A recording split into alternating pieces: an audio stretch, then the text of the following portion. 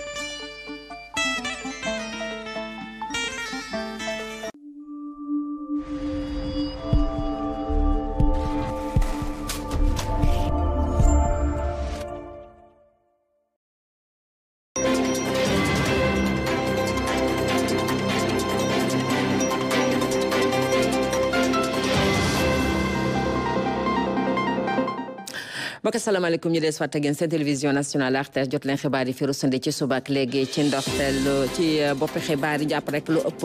ñeent fukki milliards moom la suñu réew di ñàkk at bu jot bu amee ay jafe-jafe ci daara yu kawe yi loolu nag mooy xayma gëm a génn ci ndaje bu am solo bu waadal jëwriñ gu ñu dénk wàllu njàngale mu kawe yi doon amale ca Saly girub ñett fan ñu jàpp rek ne léegi nag ba ñi nga xam dañoo am bac dinañ leen nag orienté ñaari weer laata bac bi te junne ak juróomi téeméeri jàngalekat dinañ leen nag jël li jëm ci wàllub tëraling ñoom it ñoo ngi amal waxtaan bu am solo doon di waxtaane lépp li jëm ci wàllub téeméeri junneeb dëkkuwaay nañuy daloo suuf si ak nañuy daloo koppar gi kayit li nga xam ne moom la ñu fas yéene liggéey ci wàllub la soxal nit yi Tabaski 2024 ñaari ay bés moo des ci Aïd el Kabir dinañu nag waxtaan ak ki nga xamante ne rek moom mooy jiite lépp la aju ci wàllub càmm gi di Mamadou Diagne mu indi ñu ay leeral ci li jëm lépp la aju ci wàllub Tabaski ci at bi ñu nekk muy 2024. mbokk yi ñu ngi leen di gërëm di leen sant bi ngeen tam seen télévision nationale RTS ngi fi topp xibaar ci ndoxteelu xibaar lu ëpp ñeent fukki milliards ci suñu koppar moom la suñu réew di ñàkk at bu jot bu jafe-jafe amee ci daara yu kawe yi loolu nag di xayma bi màcc ci nag ndaje bu am solo bu waa dalu joriñ gu ñu dénk lépp lu aju ci wàllu njàngale mu kawe mi ak gëstu bi doon amale Saly girub ñett fan ñu jàpp rek ne xayma bi am na solo ci ndaje boobule Amadou Diallo. ndaje la bu am solo boo xam ne nii lu ko tax a jokk mooy gën a accélérer liggéey bu am solo bi nga xam ne ñu ngi koy def ci wàllu logement nga xam ne nii dañ ko tënk ci projet bi lii nag pour ñu def ko il faut ñu càmbar projet bi nga xam ne ko duppee 100 000 logements. dafa amoon solo pour ñun ñu def taxaw seetlu lan moo waral jafe-jafe yi ak ñun fi nu président de la république Bassirou Diomaye Faye joxoñ nañu fii laa bëgg ngeen yegg fa Ousmane Sonko premier ministre nañu kon jaar leen yoon wi ñun boog ñu xool suñu groupe suñu ministère. kon yan principe lañ war a teg yan joyanti lañ war a joyanti pour que foofu ñu président de la république joxoñ Ousmane Sonko wax ñu ne yoon wi nii la ñu mën koo doxalee ba yegg fa. ginnaaw buñ ko dawalee ci juróomi at nag projet bi nga xam ne dañ ko duppee 100 000 logements liñ ci yaakaaroon mën nañu wax ne sax amuñ ko loolu nag ay jafe-jafe yu bëri ñoo ko waral. jafe-jafe yi mën naa la wax ne ci ñetti pàcc la buñ ko xoolee ku ne tabax ni suuf donc suuf si bu fekkente ne jot ci dafa jafe ci procédure yeeg ni ko administration di fonctionner fi mu war a jaar buñ ko jafeelee rek promoteur yi war a ñëw liggéey ak état mi war a aménager day am jafe-jafe donc li gënoon a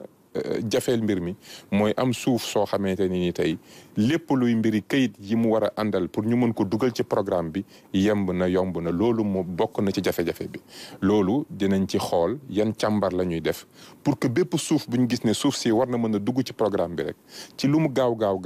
mu mën a nekk suuf soo xam ne ci lu gàtt war nañ ci mën a commencer liggéey bi ci topp mooy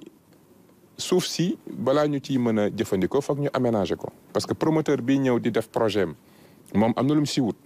waaye am na coût yoo xam ne état moo ko war a supporter mooy lépp luy yoon lépp luy espace collectif yi yooyu yëpp nga xamante ni dafa ànd ak dëkkuwaay bi buñ ko deful lancer projet bi dina jafe donc loolu nekk na ci poñ boo xamante ne nii gis nañ ne ab jafe-jafe bu rëy la dinañ ko càmbar xool nañ koy yombalee ba ca topp nag mooy mobilisation financement parce que ku ne logement ku ne promotion ku ne accès à la propriété même suñ ko yombalee xam nañ ne laaj na ay moyens yu am solo. jafe-jafe yi mën nañ ci jàng sax taxawal fi ab projet mucc ay boo xam ne ni askan wi dinañ ci mën a jot. projet urbain yii ñuy porté nekkul rek mbiru dëkkuwaay projet yoo xam ne dafa war a lancer koomu réew mi la. rajo bu am solo bu wàddalu joni gu ñu denk wàllu collectivité territoriale doon amal doon waxtaane di jëm ci wàllub téeméeri ju nepp dëkkuwaay jafe-jafe yi ak li nga xamante ne rek moom la ñu mën a waxtaan ci wàllu dalu suuf si ak it financement bi naka la ñu fas yéene rek lijjante lépp li jëm ci wàllub projet boobu mu doon nag lu nga xamante ne rek soxal na di baysal doon ci indil ay leeral kàngam yi nga xam seen xel dafa baat ci wàllub napp gi ñu dëkkee ca Yoff Ngor ak Wakam tàggat nañ leen ngir naka la ñuy aare koom ga nga xamante ne rek mooy bàyyi ko ci géej gi fii ci Sénégal loolu nag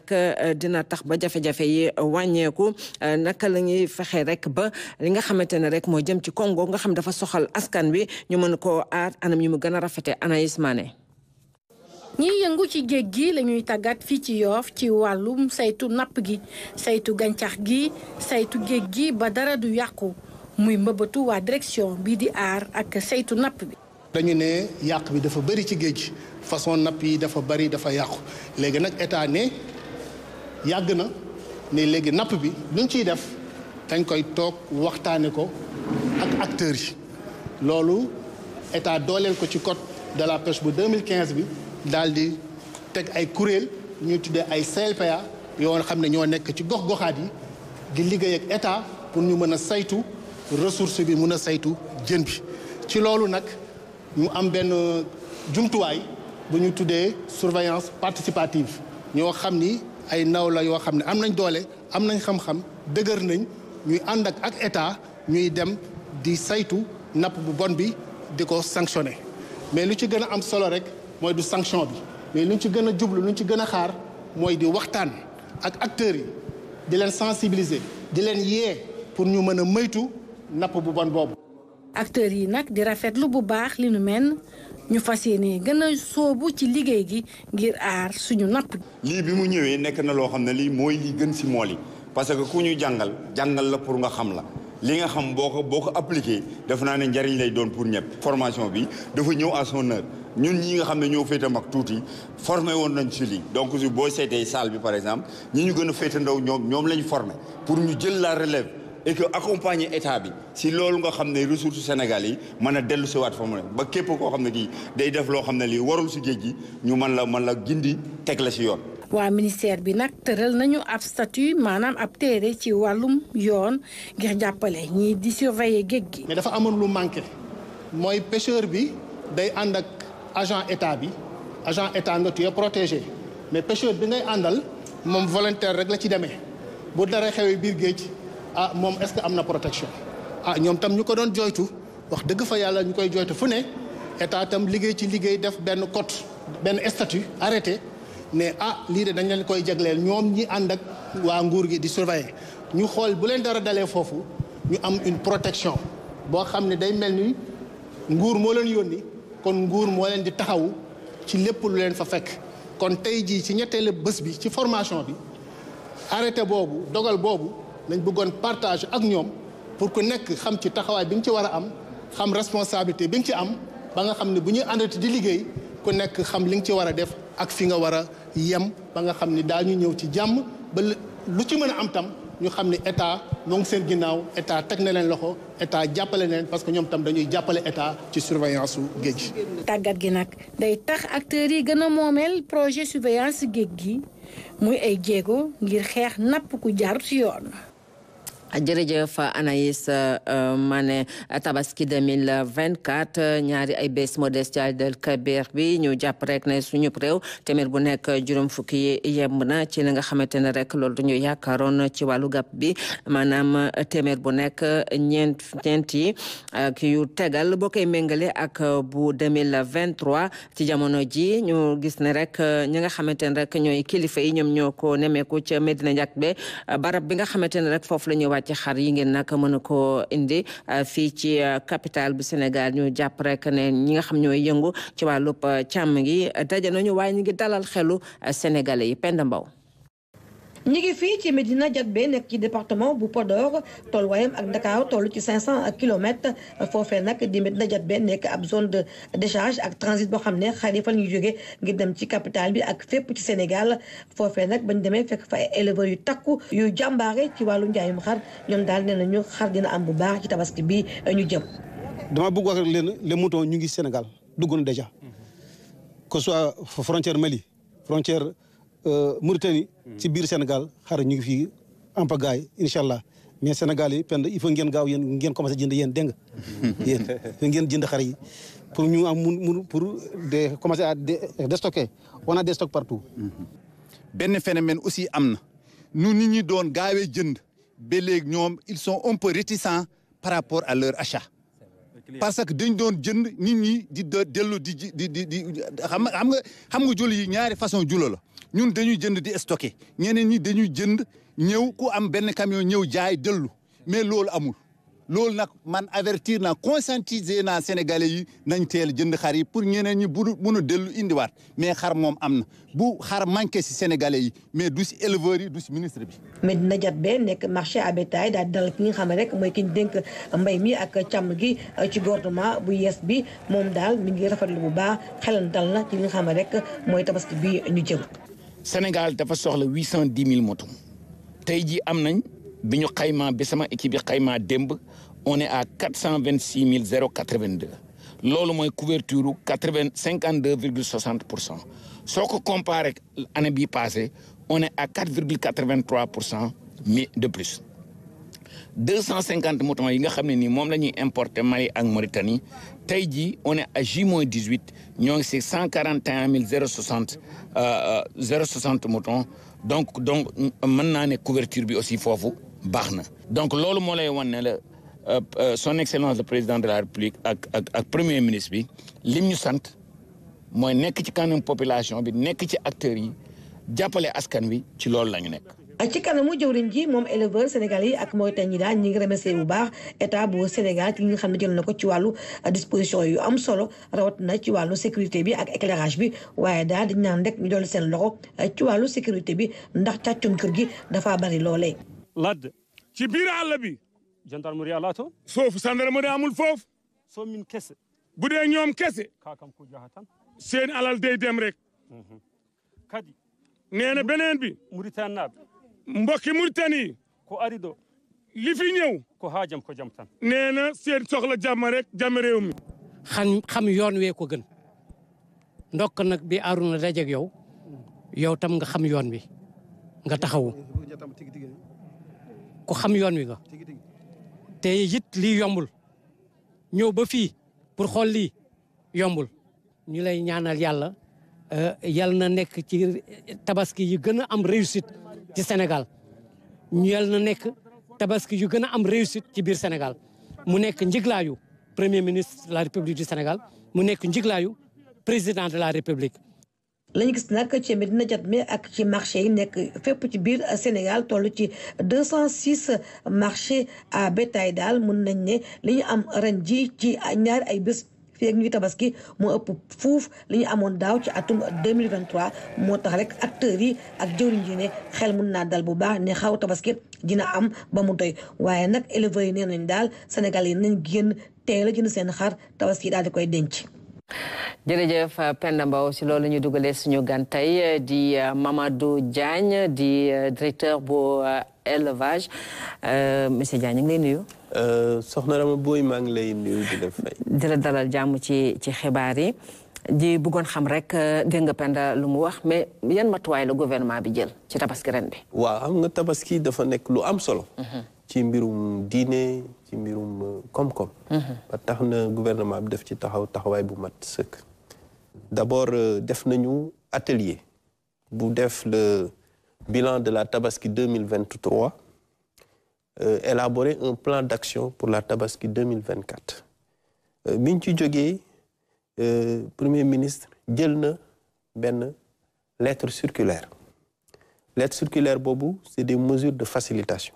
ñu mën ko ëmb ci ñetti poñ benn bi mooy droit yi ak taxes yi dañ ko dindi sur les moutons de tabaski beneen bi mooy les camions yi nga xam ni dañuy yóbbu ay jur ñu tolérer 3 bergers ñu nekk à bord pour di leen saytu beneen bi mooy contrôle bi dañ ko oyofal l'assouplissement du contrôle mesures yooyu dañ koy appliquer au niveau des frontières ci zone de convoyage yi dans les zones d'attente dans les marchés sur une période de 105 jours 2 mois avant la tabaski 45 jours après la tabaski mu nekk du 19 avril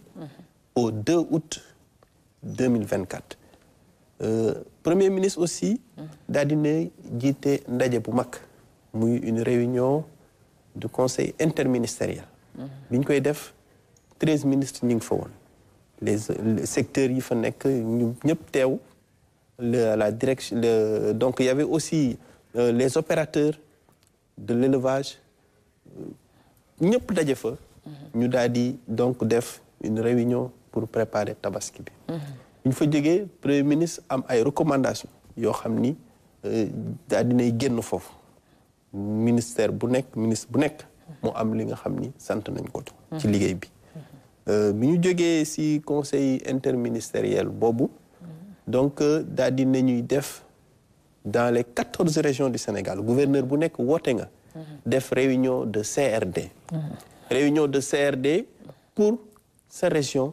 nga xool def bilan tabaski passé mais aussi nga mën a waajal tabaski bii di ñëw dans les 14 régions def nañ ko le ministre de l'agriculture de la souveraineté alimentaire et de l'élevage le docteur Mabouba Diagne dem na en visite d'échange au Mali et en Mauritanie bi mu demee daal di dajeek foofu ay naataangoom ak opérateurs yi expliquer leen wax leen les mesures de facilitation yi nga xam ni gouvernement du Sénégal jël na ko pour bu ñu naree jógee seen dëkk di indi fii ay xar ñu nekk fii dans de bonnes conditions mën a liggéey en sécurité def seen activité de commerce donc ça s'est très bien passé ces 2 visites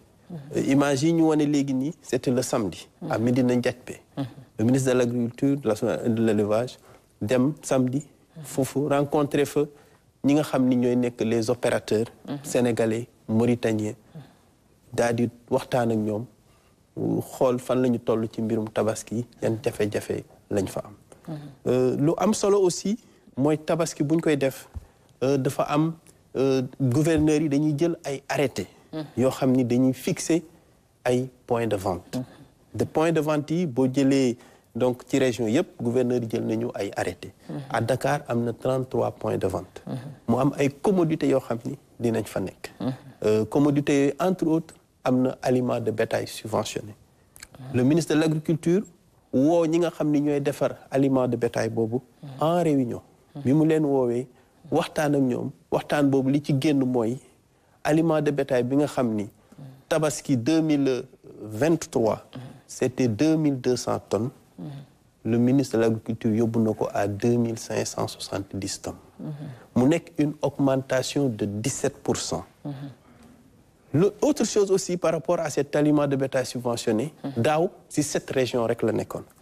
léegi mais ministre daf ko généraliser. Toutes les régions seront servies en aliments de bétail subventionnés. Il y a aussi, si commodité, il y a les toilettes mobiles qui seront installées. L'année dernière, c'était 70. Cette année, c'est 90. Donc, il y a aussi l'éclairage, l'eau, la sécurité, autant d'éléments de commodité yoo xam ni ñi ngi ko def au niveau des points de vente. Presque sama moitié questionnaire bi yëpp répondre nga ko mais li ma bëggoon xam rek mooy dafa am chiffre bi nga xamante ne mu ngeen joxe pour li ñuy soxla ci xar fii ci réew mi. léegi dañu bëggoon xam rek ñaata la ñu soxla ñuy jóge bitim réew ak ñi nga xamante ne rek moom mooy xar yi ñuy jële ci réew mi. waaw dañu am 206 marchés. 206 marchés yooyu. 131 mooy ñaari téeméer ak juróom-benn marché. ñaari téeméer ak juróom-benn yooyu. 131 yi. c'est des marchés hebdomadaires. 42 yi c'est des marchés permanents marchés à bétail. ak les 33 points de vente de Dakar muy 206 marchés. donc sur ces marchés suñu objectif mooy ñu am fa 810 000 têtes de mouton. c'est l'objectif. donc boo xam ne bu ñu ko amee nous espérons satisfaire donc vraiment la demande. loolu mooy objectif bi nga xam ne moom la ñu am. dont 260 000 pour la région de Dakar. et les importations attendues se chiffrent autour de 250 000. léegi laaj bu njëkk monsieur Diagne laaj bu mujj monsieur Diagne mooy lan ngeen teg ban matuwaay ngeen teg pour kaaraange aar xar yi ak borom xar yi ci càccum jur gi. waaw donc gis nga boo gisee gouverneurs yi ñoom tamit ñi ngi ci taxaw. en rapport donc avec les forces de défense et de sécurité. ñu daal di donc au niveau des zones d'attente des frontières. au niveau donc des marchés donc intermédiaires des marchés terminaux. donc ñu ngi fay xaar ay postes médicaux ay postes donc de sécurité donc postes fixes. mais aussi des patrouilles. Entre autres commodités même, je devais parler également de la santé qui est présente nekk ci point yi def ay postes avancés. Pour revenir également sur l'approvisionnement donc du marché, la situation du marché aujourd'hui, par rapport à l'objectif de 810 000 têtes, nous avons 471 000 aujourd'hui têtes de moutons au niveau national. Donc aujourd'hui, on est à 58% de notre objectif de 810 000 moutons. kon daal Sénégalais seen xel mën na dal ne kenn ku nekk mën nga daloo sa xar. fi mu nekk ni par rapport à la situation de l'année dernière. donc la situation est favorable. njëgu xar yi nag. njëgu xar yi waa ñi ngi. ba nii clients yi nee nañu njëg yi dafa xaw a diis trop est-ce que yéen xalaat ngeen pour fileeg tabaski ngeen wàññi ko. on évite les éleveurs ñu ngi leen di wax. vraiment ñu yombal xar gi ndax gis effort yi nga xam ni gouvernement bi mi ngi koy def vraiment pour les mettre dans de bonnes conditions de commerce. également ñu vendre les moutons rendre accessible que citoyen ku jóg comme consommateur bu jóg mën a jote ci xaru tabaski. jërëjëf monsieur Diagne ñu ngi lay gërëm bu baax di la sant ñu fàttali suñu mbokk téléspectateur ne xibaar dafa amoon gan mu doon directeur bu élevage moom lañ doon waxtaanal ci matuwaay gouvernement bi jël ci wàllu tabaski atum 2024 bi ñu dem door nañu nag juróomeel bi yoon bu ñuy amal FIPA. muy dig daje bu nga xamante ne rek lépp lu aju ci wàllu produit yi nga xam ne ñu koy defar ci réew Afrique yi moom la ñu fay exposé ñu tudde ko nag bay sa waar loolu nag nekk li nga xamante ne rek dañ ciy lëkkaloo ak waa chambre de commerce bu nekk fii nag ci Dakar xew-xew bi benn fan ci weeru juin la ñu ko door fas yéene ko wéyal ba juróom-ñeenti fan ci weeru juin bi ci teewaayub ambassadeur bu république islamique bu Mauritanie ndax ñoom ñooy invité d'honneur at bi Mamadou Sagna. mënees na koo jàppe xew-xewu aada ak cosaan bi gën a rëy ci Afrique muy foire internationale produits africains FIPA bi waaja ubbi fii ci Ndakaaru waa chambre de commerce et d'industrie bu Ndakaaru di ci dajale mbooleem réseau yi muy lëkkalool bawoo ci réew yu bari ngir foire bi ñuy amal ci Ndakaaru am ndam. mbégte lañu am bu rëy ci li ngeen xalaat def lancement foire bi fii ci chambre de commerce bu Dakar teel a préparé foire bi moo tax ñu def lancement bi fii à la chambre de commerce kon li ci des rek mooy ñu góorgóorlu préparer disposition yi ñu war a jël ñun en tant que chambre de commerce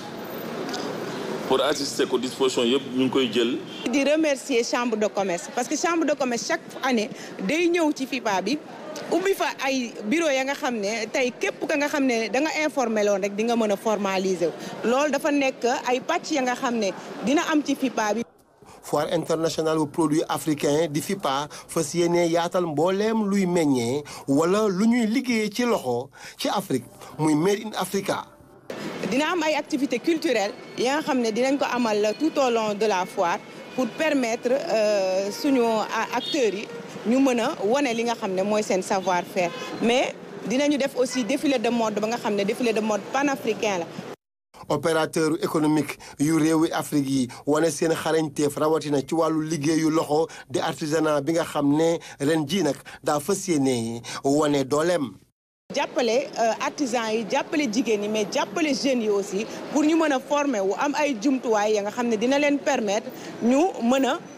aller de l'avant am ay produits compétitifs à l'échelle internationale.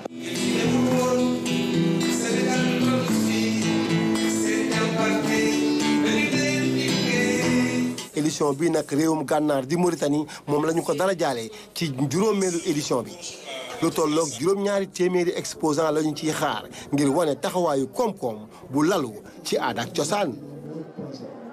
mu doon élément Lamine Fall Abibou Mbaye doon ñu ko faram fàccal du yàgg mu amaat yeneen barab ya ñuy tàggate ak it di toppatoo xale yi nga xam ne ñoo wér di fii si Sénégal muy xibaar bu tukkee ci jawriñ gu ñu denk lépp aju ci wàllu njàng meek njàngale mi Moustapha Maba Guirassy demoon nemeeku centre verbotonal bu Dakar ak école Mbaye Diagne de Gaye ex Médina 3 ñaax na tamit jàngalekat yi ngir nag ñu gën a mën a soxali nekk nu gone yi ñu ànd si ak Samba Thian jawriñ ji ñu dénk wàllu njàng mi Moustapha Mamba Guirassy nag li nga xam ne rek moom la njëkk a door di génn ci ay école di visiter fii ci Ndakaaru mi ngi ko tàmbale ci école Mbaye Diagne Dagay bi nekk ci Médina ak i tamit centre verbotonal bu nga xam ne moo nekk ci Gueule Tapée fii ci Médina nag ginnaaw bi nga xamee ne fii moom fi la jànge woon bi mu nekkee tout tànk moom Moustapha Mamba Guirassy ki ko fi dalal doon na jàngalekat ba nga xam ne moo ko yoroon ci classe de CM2. nekk na élève ba nga xam ne bi lee dafa fonkoon liggéeyam daal moom pour affaire yi foog yooyu nekkul woon ci affaire am damay joxe devoir mu nekk il est toujours moom mooy jëkk pare te bu pare moom mooy dafay day tur dama bëgg dama siggi ndax moom daf ma siggil ndax wax dëgg yàlla ay professeur jaar nañu ci moom waaye moom dafa ne man dama ko marqué moom dafa jël def ma comme yaay. dafa neex ci xol parce que dinañ am occasion au moins élèves yi wax ak moom enseignants yi wax ak moom ku ci nekk nga gis na xam ne kii tey jii moom moo jiite éducation bi yëpp moom mooy jëwriñ bi comme niñ koy waxee donc loolu foog naa mbégte la lu neex la ça nous réjouit vraiment. école Médina 3 ñu fàttali ni ñi ngi ko sos ci 1956 moom nag mi ngi nekk ci Médina ci rue 25 angle 10 bu ñu xaymaa li fi nekk ci ay ndongo mi ngi toll ci limub ñetti téeméer ak juróom-benn fukk ak ñeenti ndongo ginnaaw bi nga xamee ne nag moom Moustapha Guirassy dugg na ci biir classe yi saafonte ak jàngalekat yi waxtaan ak directeur bi ñoom ñëpp daal li nga xam ne moom la ñu wax mooy am nañu ay jafe-jafe moom it tamit ministre bi ne dina ci indi ay saafara. salle de classe bi moo doon suma salle de classe bu ma nekkee CM2. ñu def ko transformé ko mu nekk centre informatique boo xam ni xale yi nañu am informatique ay ordinateur dañ leen jàngal fii ñu bañ a des ci gannaaw ma bëggoon tamit ñaan directeur d'école bi su dee mën na ma ko may mooy salle de classe bii ñu tuddeel ma ko Sofietou Mbodj madame Diagne mu nekk classe boo xam ni ba faw tur boobu lay garder ndax le service rendu à l'école sénégalaise. ci centre verbotonal bu Dakar fii tamit ñëw bi nga xam ne ministre bi ñëw na fi tax na mu teg bëtam ci nii nga xam ne noonu la ñuy jàngale xale yi nga xam ne ñoom ñoo fi nekk te lépp loo xam lii moo jëm ci wàllu déggin neexul ci ñoom foofee tamit jawriñ ji wax ni dina am ay ndimbal yoo xam ni yu gaaw yu mu war a def ngir jàppale xale yi. état bi depuis 1980 bii rek la am comme centre te Sénégal nag dafa yaatu te besoin dañu tar trop donc nañu góorgóorlu fii ba benn ñaari atu plus tard mën a tamit am ñaar wala ñett centre yu mel nii donc nañ leen soulager jox nañu ay instruction pour benn bus. moo xam muy école Mbaye Diagne Dagay wala tamit centre verbotonal fépp fi nga xam ne jaar na fa moom Moustapha Mamba Guirassy mu ngi ñaax ñëpp ñi nga xam ne ñoo fa nekk ngir ñu fas yéene gën a rafetal dëkkuwaay bi waaye tamit lépp loo xam ne lii rek da koy gën a taaral ñu yokk ko wax ni tamit xale yi ne leen na ngeen góorgóorlu jàng ndax it ëllëg réew mi dafa am loo xam ne lii mi ngi koy xaar ci yéen. am na solo Massamba Thiane taxawaay wa ñu war a am ci wàllu wér-gu-yaram jigéen ñi ak tout tànki xeex wàllub sibiru lañ doon waxtaan ci ndaje bu am solo gi dajale woon ay jigéen ak ndaw ñu dooroon ko ñaar fan ak juróom-ñaar ba ci ñaar fan ak juróom-ñett weeru mai fi ci Dakar loolu nag tax na ba ñu daal di waxtaan jëm ci wàllu financement ci wàllub wér-gu-yaram ñu siiwal ko ñu ko def di ñi nga xamante ne rek ñoo ko organisé woon Mamadou Sakine. lu tollu ay téeméeri jigéen jóge Fatick Ndar Louga Diourbel ak Dakar lu leen tax a jóg mooy soxna yi bañ a am benn jafe-jafe bu ñu wan lor. di waxtaane wérgu yaram jigéen rawatina jigéen yu wérul ku toll ci war a indi war a na mu tuddati di jur wala dara ñu fexee daal nga am sa wérgu yaram goo xam ne kii bu la yàlla di jimbali ba ngay mucc nga mucc sa doom mucc loolu bokk na ci li gën a am importance ci li nga xam ne moom la 3CAP santé bi mu ñu confié le pool renforcement de capacité jëm ci santé maternelle et infantile juvénile loolu dañ ciy def. ngir loolu mën a antu faw ñu gën a waxtaan ak ñii di soxna yi borom kër yi imam yi ak bàjjenu gox ci quartier yi jigéen ñi leneen li leen soxal mooy xeex lii di sibiru. pali ba tey ba mu duggee Afrique ba tey nangu fee génn ndax pali boo ko xoolee bu baax dafa am tuuti aspect boo xam ne ñàkk moo koy teg nit ndax ay ndox yuy tuuru yooya di ca nekk ay salte yu la wër wala nga nekk ci côté boo xam ne mënoo ko maîtriser loolu Afrique gii la samp taatam te foofu tax na paludisme pour mu jóge fi condition de vie yi nga xam ne moom la jigéen ñi nekke tax na paludisme boo ne dina fi jóge teyit boo amul sa moustiquaire na ma yàlla baal mu yor dina la matt sa doom ëllëg si biir nga sonn ci sa doom ba toll ko war a jëriñoo yu ci gën a bari ay adolescent nga xëy ñu ne la palu yóbbu na ko. moo tax ñu ngi woo kilifa réew mi ñu bàyyi xel ci financement liy jëm ci wàllum wér-gi-yaram. dañu jàpp ni kuréelu bokk moomeel yi war nañu yokk seen financement bi ñuy def ci wér-gi-yaramu yaay ak doom ci lu toll ci 8% maanaam téeméer boo jël lu mu bon juróom-ñetti dërëm ñu yokk ko ci. ñuy yaakaar kilifa yu bees yi ñëw ak nouveau régime bi dinañu dénk seen nopp ñu wax leen li nga xamante ni moo am solo mu mën a nekk loo xamante ni dina tax yaay ak doom mën a mucc dina tax li nga xamante ni si biiru mu jeex fi ba faw ci ñaari fan mbootaay bu ëmb jigéen ñi ak ndaw ñi dinañu def fay waxtaan yu am solo ci jigéen ñi wan lor ak lépp luy jëm ci xeex lii di sibiru. jërëjëf Sakine xaatim nañu ab déggoo lëkkaloo ci diggante secteur énergie ak kuréel ga nga xamante ne mu ngi ci wàllub koom te xelam màcc ci wàllub énergie li ñu bëgg rek mooy gën a aar intérêt waaye jëfandiku yi lu jëm ci wàllub njëkk li ak nañuy daloo courant gi ci anam yi mu gën a baaxee seen naan une fall. li nekk convention bu njëkk ci diggante ñaari pàcc yi di commission régulation secteur énergie ak agence économie maîtrise bu énergie mu nekk nag loo xamante ne nii xaatim nañ ko mu di signature convention lu ñu ci jublu moo di fexe ba nga xamante ne nii lii di intérêt consommateur yi dinañ ko gën a mën a sàmm. comme ñun commission de régulation dañuy recevoir ay plainte donc suñu recevoir plainte ci compteur lu ñuy njëkk a def mooy dañuy xool ban opérateur la. mën na nekk Sénélec mën na nekk concessionnaire d'électrification rurale ñu wax ko ni tel am na benn client bu ñëw wax ni compteur bi dafa am problème Sénélec day mën na yónnee équipe mu dem xool wala mu xool facture client bi après mu yónnee répondre client bi ni ko soit sa compteur baax na maintenant su dee compteur bi baaxul Sénélec day changer compteur bi maintenant si dee client Sénélec nee na client bi compteur bi baax na client bi pesticide ni compteur bi baaxul client bi day ñëw si CRSE commission de régulation def réclamation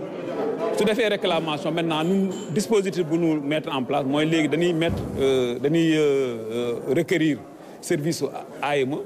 AEMA dem si këru client bi poser fa ay appareil de mesure après vérifier est-ce que compteur bi baax na wala baaxul. partenariat bi nga xamante ne nii am na ci diggante commission régulation secteur énergie ak agence économie ak maîtrise énergie dina war a tax ba nga xamante ne nii dinañu amal benn cadre ngir nag lépp lu jëm ci wàllum réclamation consommateurs yi ñu mën ko nag amal ci nu mu gën a nag gaawee ci nu mu gën a yembee. tey ci lañ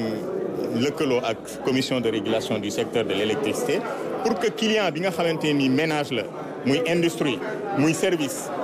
nga xam na ni bu amul électricité du mën a doxal liggéeyam te it facture électricité bi dafa cher ñu fexe ba bu fekkee dafa yàpp ni liñ koy facturer jaaduwul tey AME ci ginnaaw bi client bi saisiré CRSE day ñëw ci client bi indi ay équipement muy xarañteem ak ay jëmtukaayam mesurer li nga xamante ne moom mooy consommation électricité bi xool ko ceytu ko ba nga xamante ni xam nañ ni compteur bi ko Senelec wala beneen fournisseur d'électricité posé le compteur bu normal la. ci ndaje mi am na ñaari cas concret yoo xamante ne ni exposé nañ ko ñu daal di waxtaanee ci nag taxawal bi nga xamante ne ni taxawal nañ ko benn organisation bi nga xamante ne ni dafa nag ëmb lii di direction des consommateurs. jërëjëf Seydina Alioune Fall kuréel ga nga xamante ne rek mooy saytu lépp jëm ci wàllub suuf ci diwaanub Matam li ñu bëgg rek mooy ñu classement wu forêt ba ca diwaan ba mu nekk ci diggante ñetti communes yi Matam Ogo ak Ourossogui muy na barab bi nga xamante ne rek dafa am solo lool ci wàllub koomub dëkk ba Bachir Ba. ndogal bi ñëpp ñi fi teewoon ñoo bokk ànd ci. gannaaw waxtaan bu gudd commission régionale bi nangu na ni àllu Matam bi dañ ko war a sàmm loolu di mbëgte ci nga xam ne ñoom dañuy aar alam bi. diggante Matam Ourossogui am na benn forêt bu fa nekk forêt ñoo forêt galerie moom lañ proposé un classement tey loo mën a tey gouverneur convoqué la commission régionale de conservation des sols parce que suñu mission mooy loolu la fu ñu gis loo xam ne àll boo xam ne naat na jëm ko aar defaraat ko.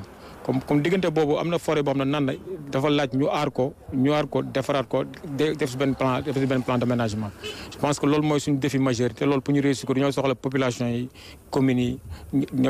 ñëpp jàpp si daal. mais balaa ñoo yegg ci ndogal bi waxtaan wu gudd ay image la ñu jël di won askan wi li nga xam ne loolu la àll bi mën a jëriñ wane li nga xam ne moo ko mën a yàq. loolu nag bokk na ci dagg bi ñuy dagg àll bi ak li nga xam ne dëkk bi day gën a màgg. même buñ ko classé tamit du ñu tere population yi ñëw ci biir di jëfandikoo également formation forestière bi fa nekk ñun lépp lu ñuy wut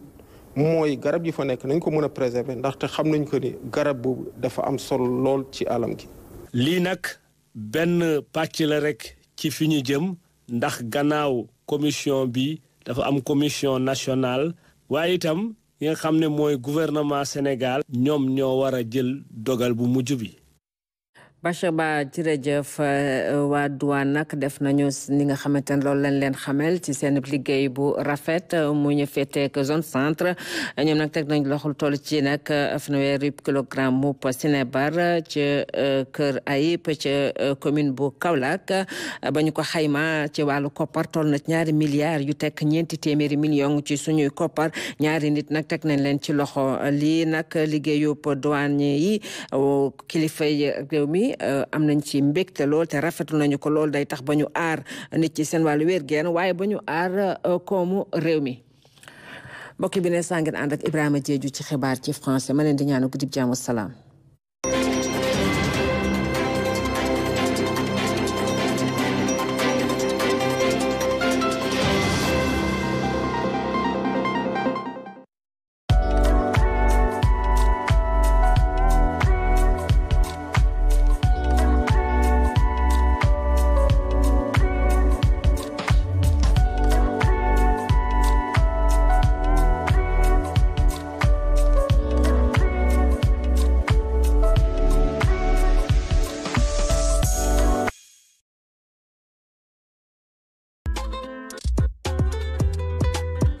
La RTS1 poursuit son ancrage universel.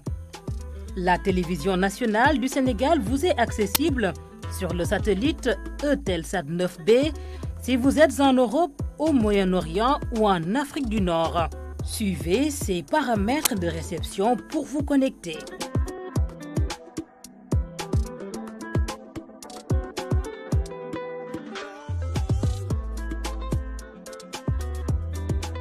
Du nouveau pour l'Afrique de l'Ouest et du Centre,